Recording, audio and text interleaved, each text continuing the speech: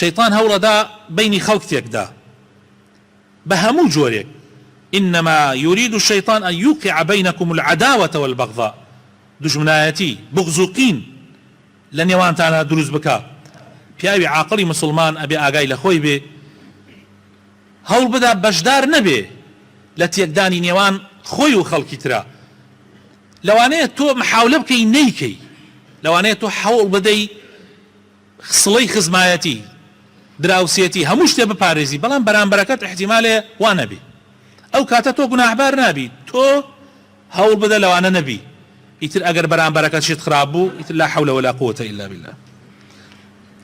شەیطان جوندەکانی خۆی سەربازەکانی خۆی ئەنێرێت بەسەر زەویە ئەگەڕێن، هەوڵ ئەدەن خەڵک تووشی گوناحەکەن.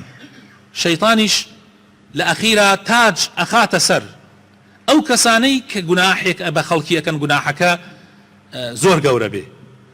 پێغەمبەری خوا صلی الله عليه وسلم بۆمان باسەکات لە ئەخیرا دێن شانازی ئەکەن شەیطانەکان، ئەم ئەڵێ من ئەوەم کرد، ئەو ئەڵێم یەکێکم توش ئەو گوناحە کرد، ئەو ئەڵێ یەکێکم توش ئەو گوناحە کرد، تا لە ئەخیرا یەکێکیان دێت ئەڵێ من توانیم بینی ژن و پیاوێت یەک بدەم، توانیم بیان گەێنمە تەلاق، توانیم ژنەکە بتۆرێ بڕاتەوە ماڵ باوکی.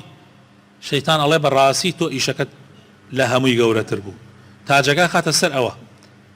چونکە شەیطان زۆر بێتاقەتە، زۆر غەمبارە لەوەی کە خەڵک لە ناویەکە باش بێ، بە تایبەت خێزان. ئەگەر خێزان چاک بوو، ژن و پیا و بینیان باش بوو، مناڵەکانشیان چاکە بێ، کۆمەلگاکەش چاکە بێ. بەڵام ئەگەر ژن و پیا و تێک چوو، ئەگەر پیا و ڕووی کردە شوێنی تر و ژنی ڕووی کردە شوێنی تر، ئیتر ئەوە هەدەفەکەی شەیطان، ئامانجەکەی شەیطان دێتە دی. بۆیە لە لای زۆر گەورەیە پیا و بیر لەوە بکاتەوە بینی خۆی لەگەڵ ژنەکەی تێکدا، یان گەنجان بیر لە ژن هێنان نەکەنەوە، لە ترسی ئەوەیان ناتوانن خێزان دروستکەن بیری لێ نەکەنەوە، کچانی شوو نەکەن. ئیتر ئەوە ئامانجی شەیطان هاتۆتە دی.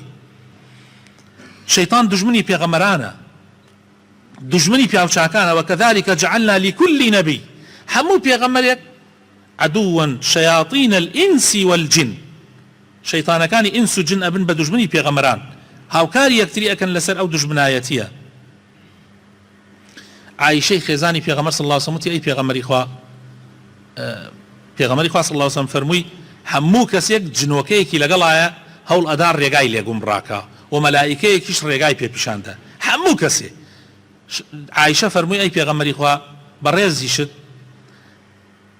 شت کەسێکت لەگەڵایە، یعنی جنۆکەیەک کە هەوڵ بدا شەیطانێک هەوڵ بدا ڕێگات لێگونکا. پێغەمبەری خوا صلی الله عليه وسلم فەرمووی بەڵێ منیش لەگەڵ مایە، بەڵام خوای تەعالا هاوکاری کردم سەری خستم بەسەریا، ئێستا ئەو مسلمان بووە. جنۆکەکەی پێغەمبەری خوا صلی الله عليه وسلم شەیطانەکەی پێغەمبەری خوا هانیەدا بۆ چاکە. جا لەبەرەوە خۆشەویستەکانم ئێمە جنۆکە چەند بەدەسڵات بێ، چەند مەخلووقێکی بەتوانا بێ، ناتوانێ بەرامبەر مرۆڤ بگرێ.